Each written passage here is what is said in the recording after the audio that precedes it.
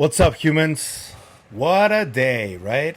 Welcome to a new Psicoactivo. It is necessary for me to talk about everything that's happening today beforehand because I haven't I haven't finished watching Lue Elizondo's Joe Rogan appearance, which was a long time coming, let's face it. It's been already 7 years.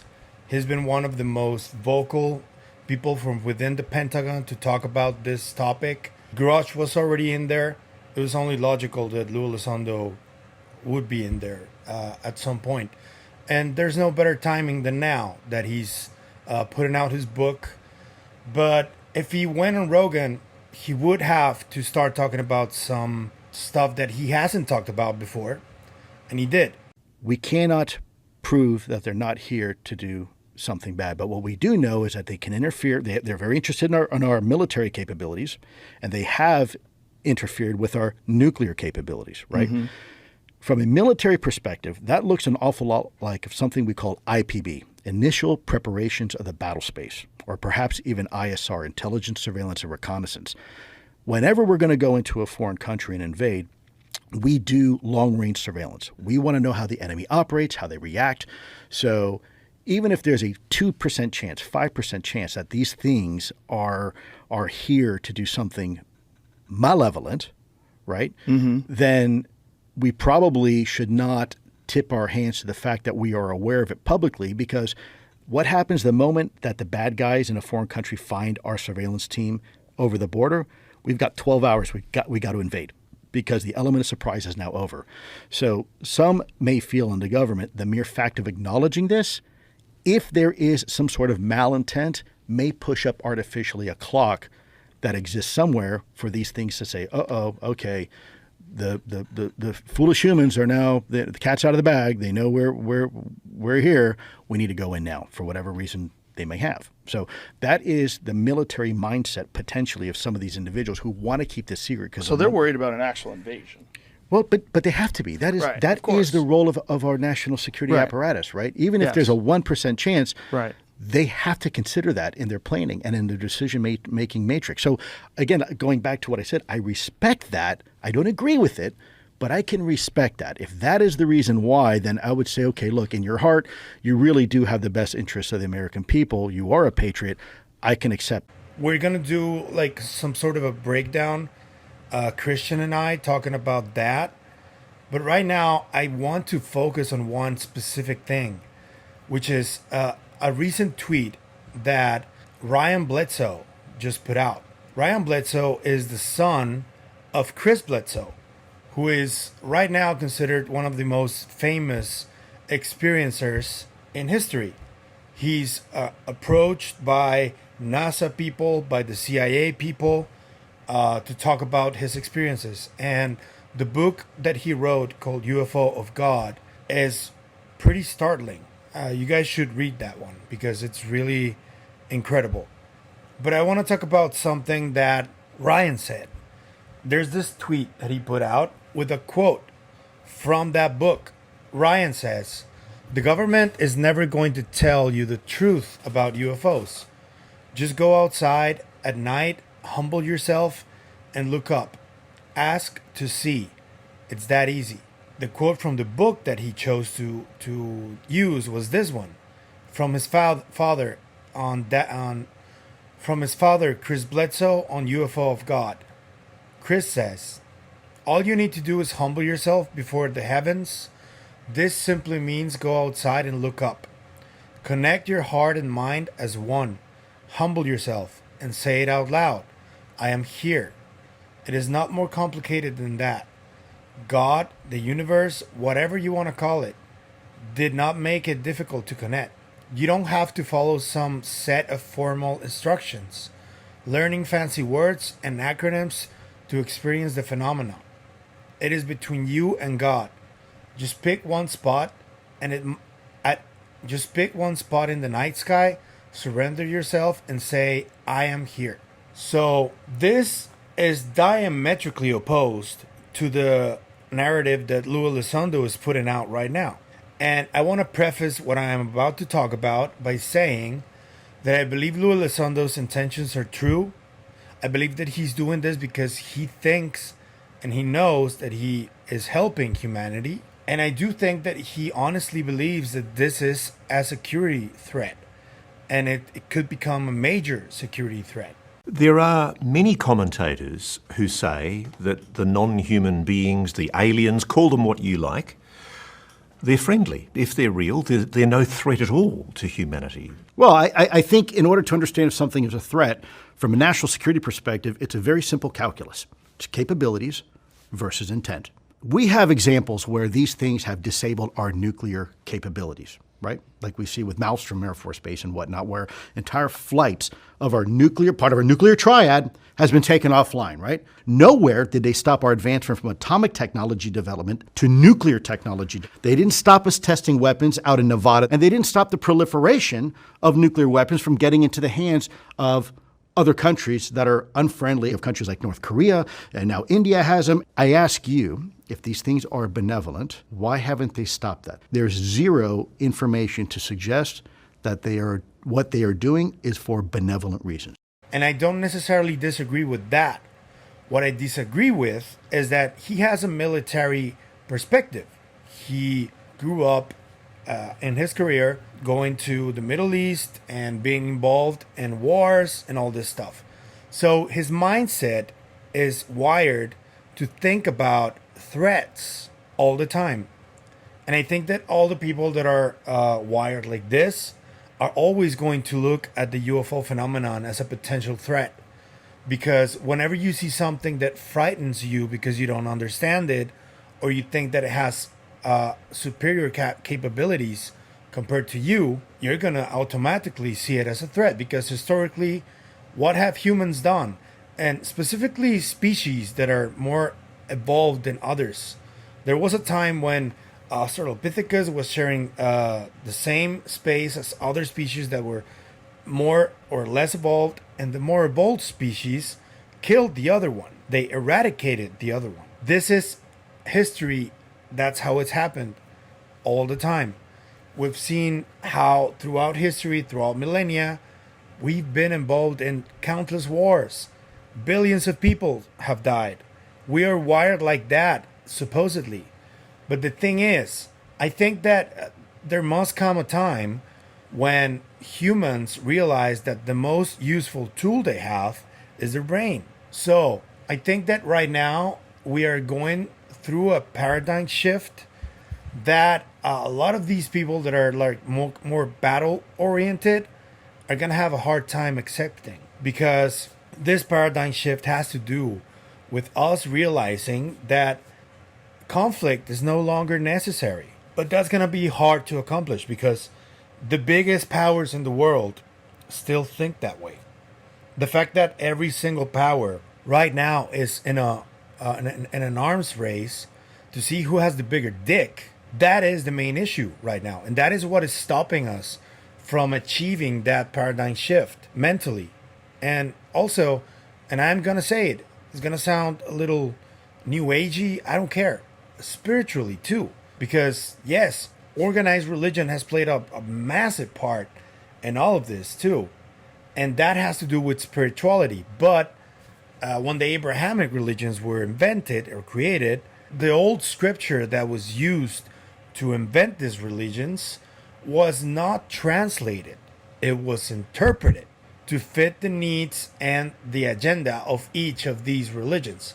But it is only one scripture that they used to interpret whatever they wanted in order to control the masses through religion.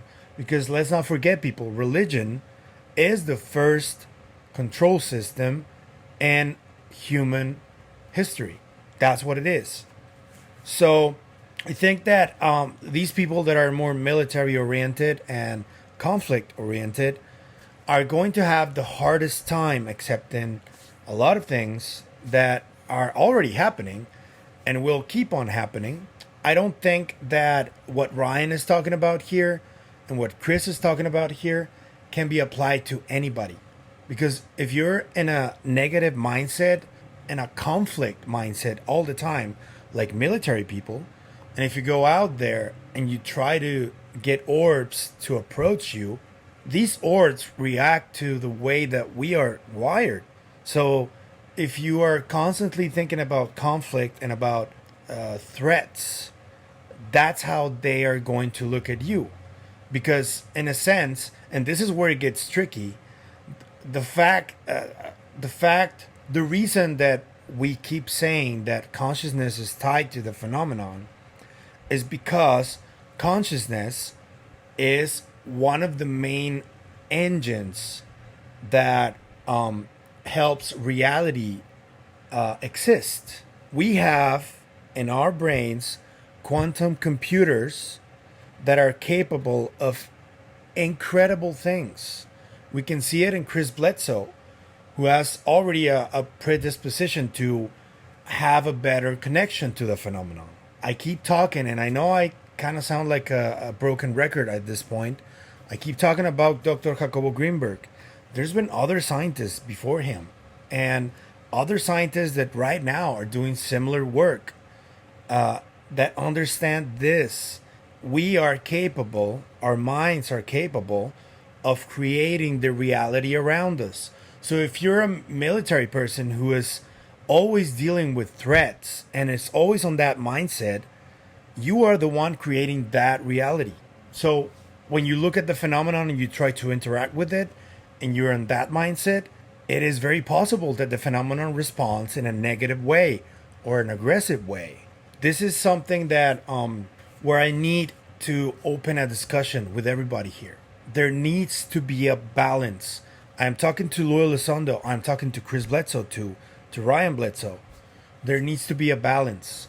You can't doing what Lue Elizondo is doing right now, like saying vehemently that these objects are threats to national security.